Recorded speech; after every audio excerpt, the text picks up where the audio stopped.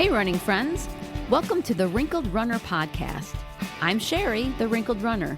I'm over 50 and I love to run wherever I go, but Buffalo, New York is my home.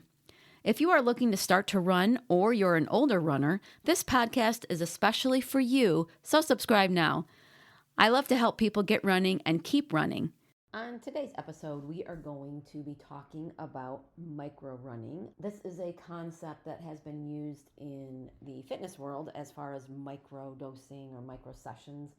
Your training, as far as a lot of times they use it in a HIIT perspective, the high intensity interval training, the Tabata, which is a 4-minute workout, and shows that there's benefits for your heart when you do these HIIT training sessions.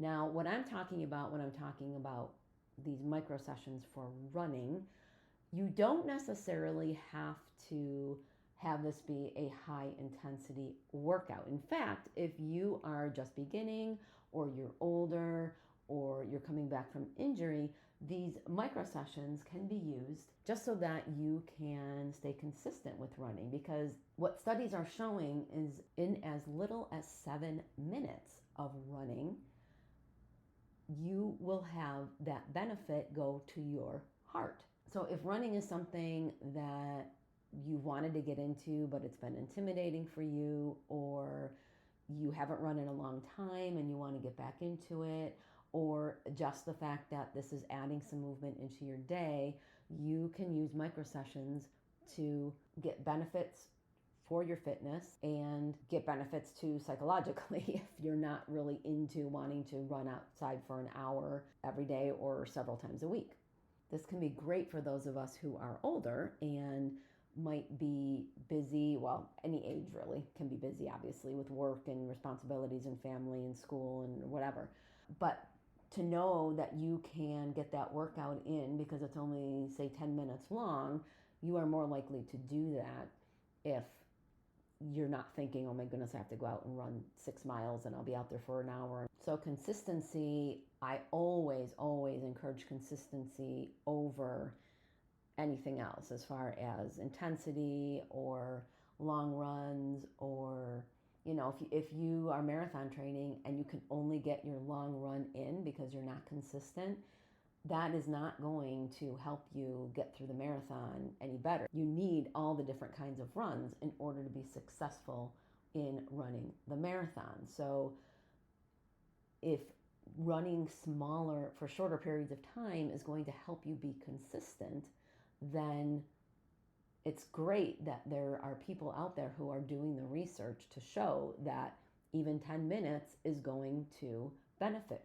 you. The main person who's really advocating for this is a professor in the UK, Dan Augustine, and he did an article for Runner's World UK and also Women's Health magazine, and I'll link to that in the show notes. And he is the one who said that if you do a run that is 7 minutes long, you can reduce the risk of death from cardiac causes.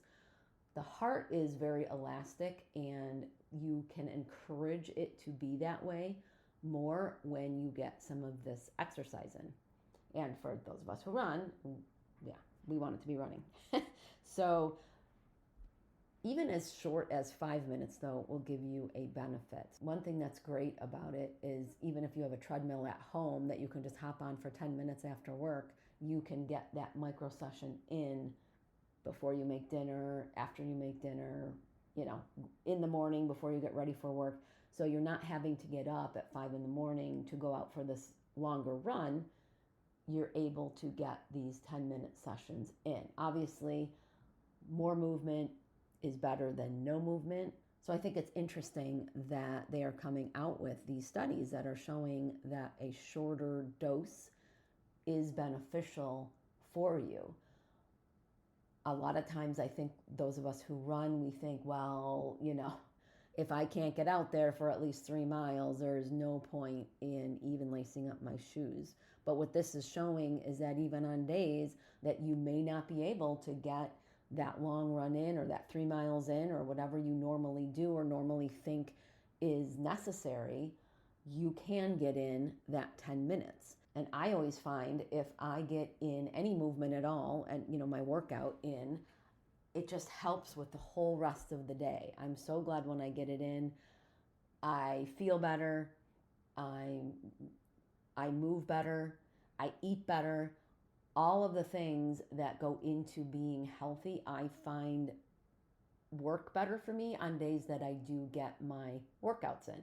On days that I don't, it's very tempting to just be like, well, I'm not going to work out today, so I'm just going to sit here and watch movies and eat the snacks and stay up late and make poor decisions about my health.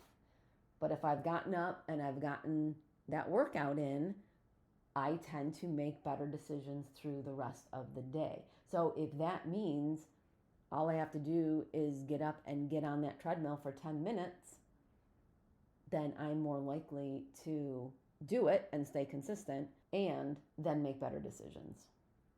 It also means too that you could even combine your micro sessions throughout the day. So let's say you run a mile at a 10-minute pace. If you ran 10 minutes in the morning, 10 minutes in the afternoon, 10 minutes in the evening, you would get that 3 miles in. You didn't have to go out there for half an hour. You only had to go out for 10 minutes, but you were able to get that in. Now, the one thing about that is it's probably better to have access to a treadmill if you are going to do more of a micro session, but 2 or 3 times a day, just because you can be a little more relaxed in what you're wearing and you're not having to bundle up. We just got through a snowstorm here in Buffalo. The snow is falling again right now as I record this, and it wasn't supposed to, and that is always so annoying to me. I always feel like you'd think with the technology they can get weather reports halfway decently right, but I feel like they never do. But I got a treadmill for Christmas, and so I have been doing a lot of my running on a treadmill. It's great having the treadmill. I am so thankful I have it, even though I hate the treadmill for running, but I've been so grateful to have it this winter because I just have not been able to get outside.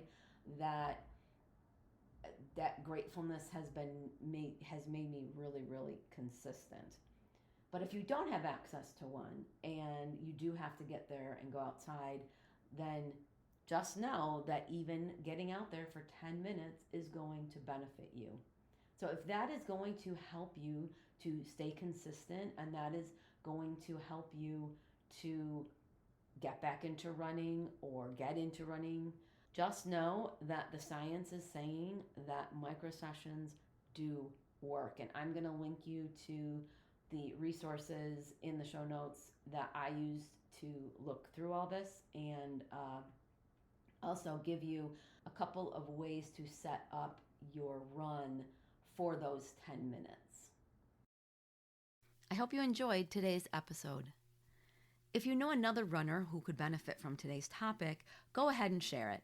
Do you have any running questions? You can ask me.